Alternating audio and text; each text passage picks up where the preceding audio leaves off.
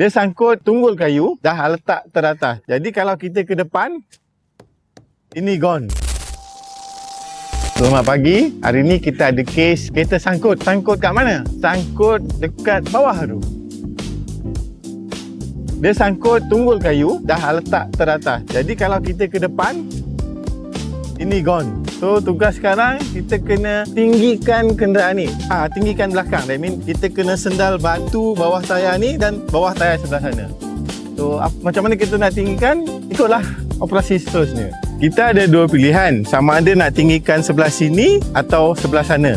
Sebelah sini dia macam kompres. Sebelah sana tergantung. Jadi bila yang tergantung tu kita nak jack, dia lagi ambil masa lah. So yang ni kalau kita jack sikit je lah baru dia terangkat.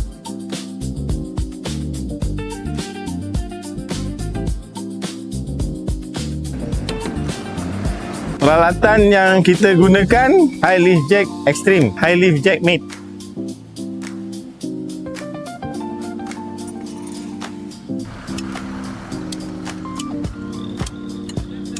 Alah tergelam. Alah tak kuat. Nampak tak dia terbenam?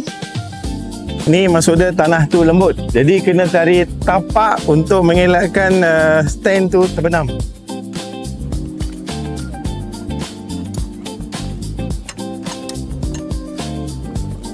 Kita akan pindahkan recovery ni ke sebelah kiri. Sebab apa? Sebelah kanan ni dia dah korek ke dalam. Jadi kita nak sendal something kat dalam pun mengambil masa untuk meninggikan.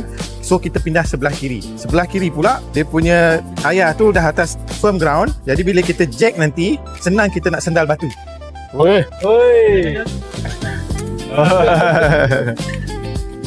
Ke.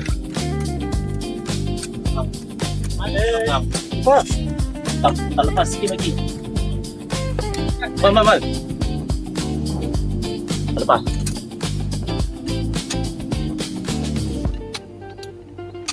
Tengok yang sana, tengok yang sana. Pak. Bumper kena ke? Tak. Turun. Turun. Kena sikit lah. Masuk 4H. Dah, tengok hidup ke klip. Klip. Tak masuk. Masuk gear tengok. Reverse ke depan ke, reverse sikit. Masuk. Okey dah. Okey. Push. Ya. Betul. Lepas. Dah.